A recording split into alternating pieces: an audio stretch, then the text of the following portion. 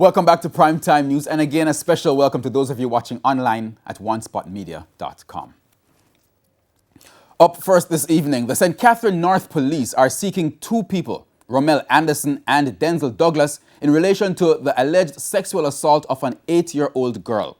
They say the child's grandfather, Denzel Douglas, eluded the police during their search for the missing Clarendon teacher in St. Catherine on Easter Sunday. Krista Campbell has the story. Police and soldiers combing through bushes and hilly areas of St. Catherine on Sunday looking for one of two men found with missing Clarendon teacher Natalie Dawkins' car. The other man was fatally shot during a gun battle with police on Saturday. The man on the run is believed to be injured. While police did not find him on Sunday, Ground Commander for the St. Catherine North Enhanced Security Measures Task Force, Superintendent Steve Brown, says they came across someone else. There's a grandfather who aided and abetted the sexual assault of his 8-year-old granddaughter. And, went for him.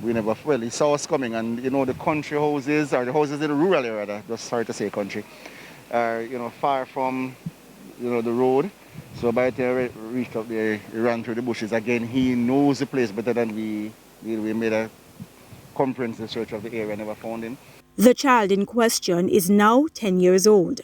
Police say she was raped several times over an 18-month period between January 2019 and July 2020. We have an interest in Mr. Denzel Douglas, and he's wanted by the police. There's absolutely no doubt about that. There's a Romel Anderson also, who is wanted by the police for sexual offences against the 8-year-old, and us asking the residents of the area, let's bring them into the police.